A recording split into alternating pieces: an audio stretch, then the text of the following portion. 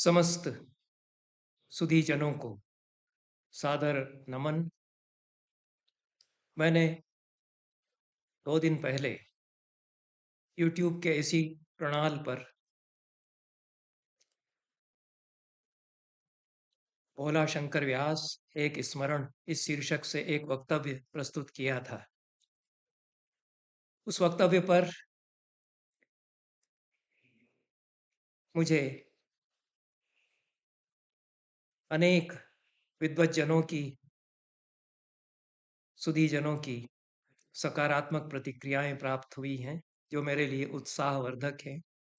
उनसे मुझे यह भी विदित हुआ कि डॉक्टर भोला शंकर व्यास के अनेक प्रशंसक अभी भी हैं और उनका स्मरण अनेक साहित्यानुरागी लोग करते हैं। और जितने लोगों ने प्रतिक्रियाएं भेजी उन सभी ने मेरे इस वक्तव्य पर प्रसन्नता प्रकट की। उसके साथ ही 3 लोगों ने महत्वपूर्ण सूचनाएं मुझे भेजी हैं। इसके कारण मुझे लगा कि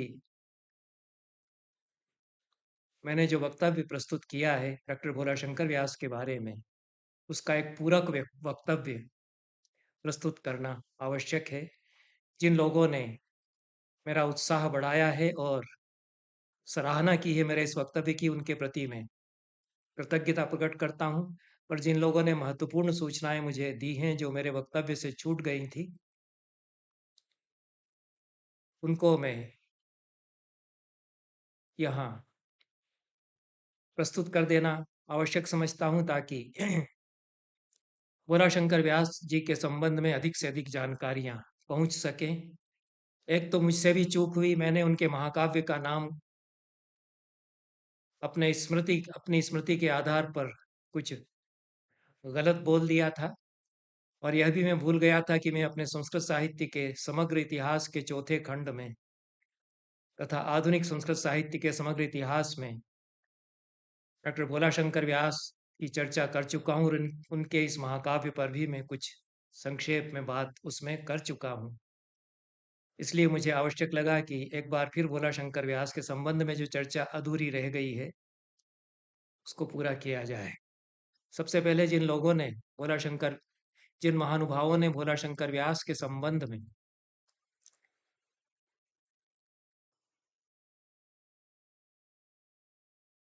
उचित समीचीन जानकारियां भेजी हैं, उन उनको मैं बता देना चाहता हूं। हर्षराज दुबे ने सूचित किया कि भोला शंकर व्यास जी बूंदी स्टेट के राजपुरोहित परिवार से थे और लंदन से भाषा विज्ञान विषय पर उन्होंने एमफिल किया था। राजस्थान विश्वविद्यालय से ध्वनि सिद्धांत पर उन्होंने पीएचडी की। इससे यह तो स्पष्ट ही है कि वे अपने जीवन के पूर्वार्ध में राजस्थान में ही रहे, राजस्थान में ही अध्ययन करते रहे और राजस्थान विश्वविद्यालय से उन्होंने पीएचडी की। भाषा विज्ञान पर एमफिल उन्होंने लंदन से किया और भाषा विज्ञान पर इसलिए उनका अधिकार भी देखते हैं कि अच्छा अधिकार उनका है। और संस्कारी परिवार से थे, यह भी इससे स्पष्ट ही होता है।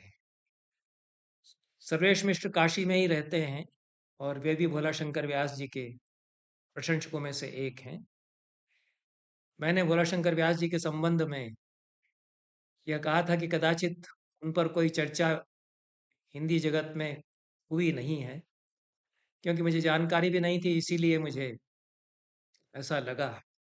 पर सर्वेश मिश्र जी ने बताया कि काशी हिंदू विश्वविद्यालय में व्यास जी पर एक संगोष्ठी हाल ही में हुई है और डॉक्टर प्रभात मिश्र और प्रोफेसर श्री प्रकाश शुक्ल के संयुक्त प्रयासों से यह संगोष्ठी आयोजित हो सकी।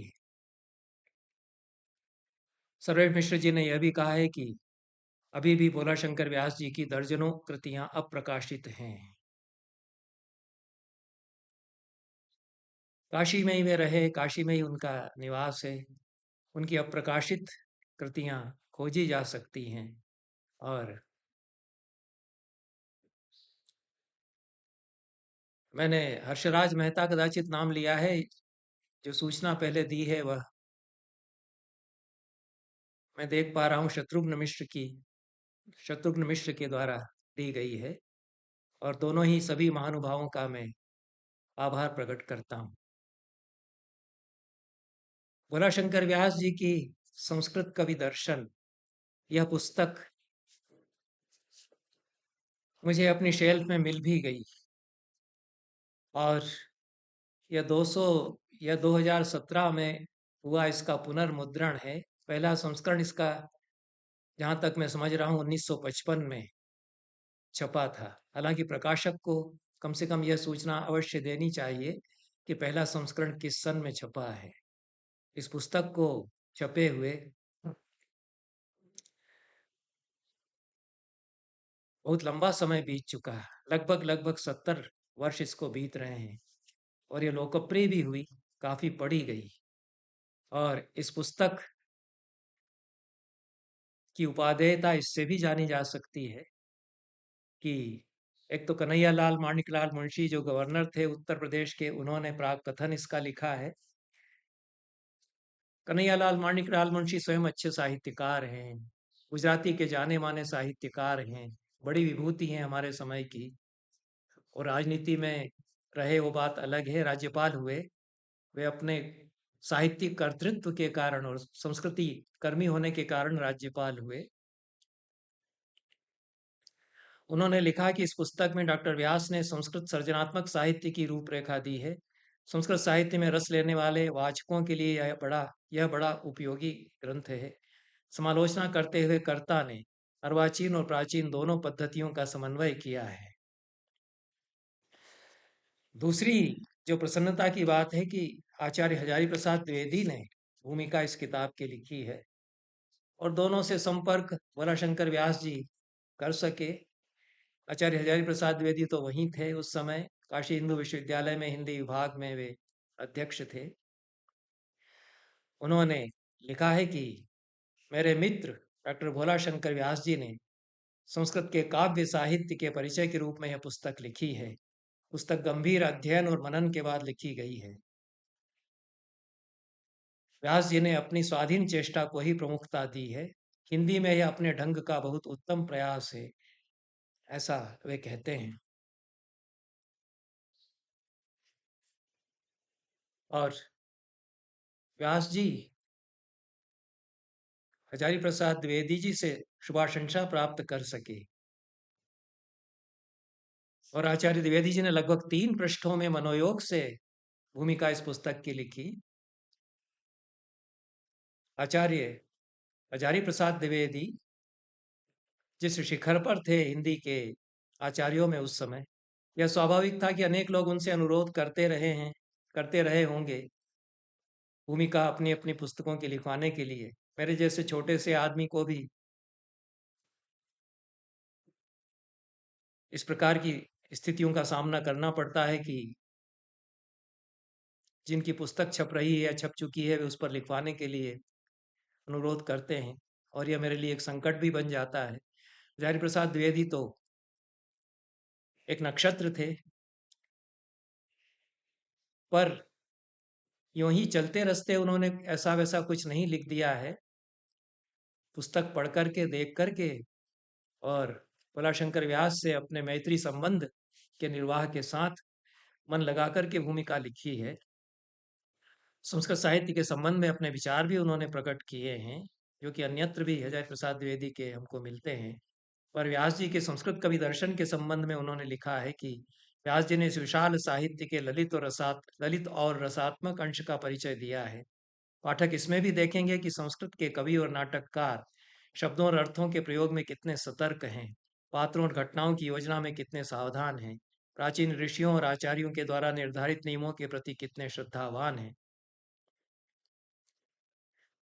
इन सब बंधनों के भीतर से कवियों ने जो अपूर्व रसलोक की सृष्टि की है, वह सचमुच अतुलनीय है। व्यास जी ने इस विशाल साहित्य के रसमय अंग को सुंदर परिचय हिंदी पाठकों के लिए सुलभ किया है। व्यास जी के लिखने का ढंग सुंदर और आकर्षक है। उसकी विवेचना पढ़ने से मूल के बारे में जानने की उत्सुकता बढ़ती है।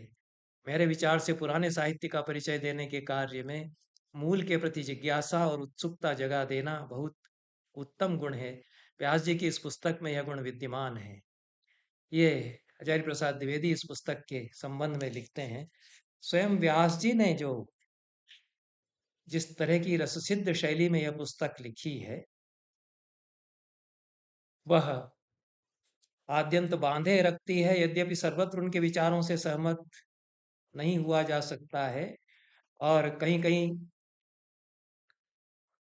आधुनिक होने के फेर में भी वो पढ़ते हैं और माघ भारवी के संबंध में कड़ी टिप्पणियां भी वे करते हैं। और माघ और भारवी के ऐसे अछूते पक्षों की तरफ उन्होंने ध्यान नहीं दिया गया है, उन्होंने ध्यान नहीं दिया, जो उनको हमारे बहुत समकालीन बना देते हैं।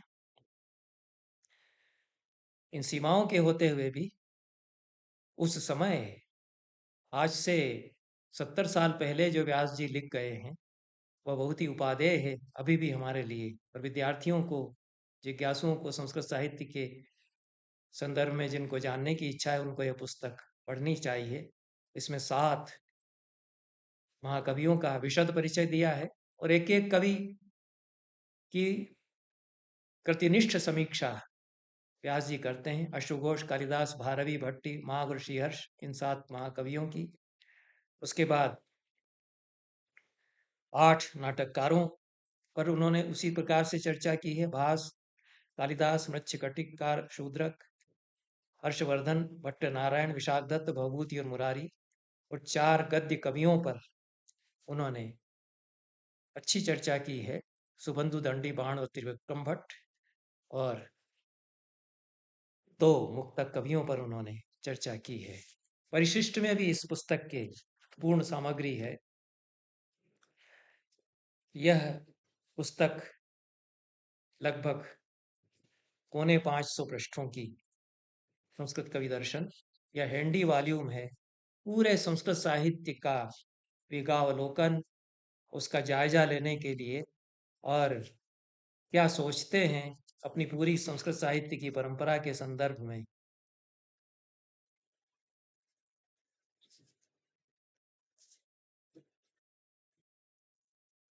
यह मैं उनके आमुख के कुछ वाक्य पढ़ करके प्रस्तुत करना चाहता हूँ। आज से लगभग 4000 साल पहले यायावरों का एक कबीला भारत के सिंहद्वार पर आया। उसने भारतीय नभोमंडल में अवतरित होती चिरकुमारी उषा नर्तकी के अदपुले लावण्य को देखा। इसके नीचे फुटनोट में उषा सूक्त के मंत्र उद्धृत किए हैं। उसके हृदय की पांखें खुल उठी, मन की वीणा के तार झंझना उठे, भावों की सरगम ने नया राग छेड़ा और भारत के सबसे पहले साहित्य और संगीत को मुखरित कर उस दिव्य सुंदरी का, उसके अमर्त्य श्रृंगार का अभिनंदन की। भारत ने सबसे पहले साहित्य और संगीत को मुखरित कर उस दिव्य सुंदरी का, उसके अमर्त्य श्रृंगार का अभिनंदन किया। वैदिक मंत्र दृष्टा का शंशन, हवन और उद्गीत साहित्यिक वितान का सूत्र डाल चुका था, जिसमें धीरे धीरे कई ताने बाने बुनकर वैदिक साहित्य के स्वर्णिम पट को मूर्त रूप दिया गया। भाव स्वतः साहित्य और संगीत के द्रव में पिघल पड़े थे। मानव की सौंदर्याभिव्यंजक वाणी खुद ब खुद कविता बन गई थी और वैदिक कवि ने आकाश मार्ग में उज्जवल रथ पर आती दिव्य उषा के बलिष्ठ सैंधवों से यह प्रार्थना की कि वे उसे मानव की भूमि पर अवतरित करें। इसके आगे ऋग्वेद का मंत्र उद्धृत है। उष देवी अमर्त्या विभाहि चंद्रस्था सूनृता ईरयंती आत्वा वहंतु सु यमासो अश्वा हिरण्य गर्भा पृथु वाजसोये इत्यादि। तो यह शैली का नमूना देने के लिए मैंने उनके कतिपय वाक्य पढ़े और आगे कवियों पर जो उनकी समीक्षा है वह इसी प्रकार से भावाभिनिवेश के साथ और तत्वाभिनिवेश के साथ उन्होंने करने का प्रयास किया है। अन्य जो जानकारियां भोला शंकर व्यास जी के बारे में देने से रह गई, विशेष रूप से उनके महाकाव्य के संबंध में। शक्ति विजयम उनका महाकाव्य था। जैसा कि सर्वेश कुमार जी ने बताया, उनकी अनेक अप्रकाशित कृतियां हैं। यह महाकाव्य तो पूरा 16 सर्गों में वे लिख चुके थे, पर यह पूरा छपा नहीं।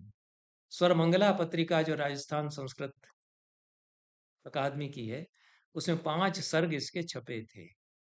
पूरे महाकाव्य का उद्धार करके इसको छपाना चाहिए, क्योंकि महाकाव्य तो सुंदर है। यद्यपि ये दुर्गा सप्तशती की पौराणिक कथा पर आधारित है, पर भोलाशंकर व्यास चूंकि पंडित हैं, तो शैव और शाक्त दर्शनों को आधुनिक परिप्रेक्ष्य में उज्ज्वल अभिव्यक्ति वे प्रदान करते हैं और प्रौढ़ शैली उनकी है। संस्कृत का जो परिष्कृत बंध है प्राचीन कविता का, उसके साथ वे अपना महाकाव्य रचते हैं। जीवन दर्शन की अभिव्यक्ति, शैव और शाक्त दर्शनों की पृष्ठभूमि, प्रतीकात्मकता और चिंतन की समृद्धि तथा पौराणिक कथा की नवीन व्याख्या के कारण यह संस्कृत साहित्य में, आधुनिक संस्कृत साहित्य में यह एक उत्कृष्ट रचना है। और माघ और भारवी की शैली इसमें झलकती है। प्रतिपद्य अनुप्रास की झनकार है और कल्पनाओं की चारुता इसमें देखने को मिलती है। और कतिपय श्लोक जो स्वयं व्यास जी ने उद्धृत किए हैं और स्वर मंगला में मिलते हैं, वे देखे जा सकते हैं कि श्लोक में उसमें से पढ़ता हूँ। आवर्त भंगी भीरपांग लासम लास्यम नटंत्या जगताम जगताम जनन्या मल्ली सुमैर्नथ गुणानितंब द्वये स्खलंती पतति स्म वेणी। यह देवी के लास्य का वर्णन किया है। जगत जननी लास्य करती हैं आवर्त भंगी के साथ, पांग का अपांग की थिरकन के साथ वह लास्य का नटन करती हैं। जो मल्ली सुमों से, मल्लिका के पुष्पों से गूंथी हुई उनकी जो वेणी है, वह झूलती है और थिरकती है उसके साथ उनके पृष्ठभाग पर नीचे की तरफ लहराती हुई। यह उसका वर्णन व्यास जी ने किया है। तो यह व्यास जी का स्मरण हो सका और हमारे कतिपय मित्रों ने उनके संबंध में मुझे और भी संपन्न समृद्ध किया। और यह आशा भी बनती है कि उनकी अप्रकाशित रचनाओं पर ध्यान जाएगा और उनकी जो पूर्व प्रकाशित कृतियां इस समय सुलभ नहीं हैं, उनके भी नए संस्करण निकल सकेंगे। राजस्थान में तो उनकी धरती है और काशी हिंदू विश्वविद्यालय में, काशी में उनकी कर्मभूमि है। दोनों ओर से कदाचित व्यास जी के लिए पुनः स्मरण किया जाता रहेगा। इन शब्दों के साथ यह वक्तव्य मैं समाप्त करता हूँ। धन्यवाद। नमस्कार। मैं आशीष कुमार तिवारी को धन्यवाद देना भूल गया। मेरे दोनों वक्तव्यों में थंबनेल पर जो चित्र है वह उनके सौजन्य से प्राप्त हुआ, और वह भी किसी कार्यक्रम में वो बैठे हुए हैं। अपने जीवन के अंतिम वर्षों का उनका यह चित्र है, पर मेरे पास कोई चित्र उनका नहीं था, वह उन्होंने सुलभ कराया। उनको भी मैं धन्यवाद देता हूँ। पुनः सभी को धन्यवाद। नमस्कार।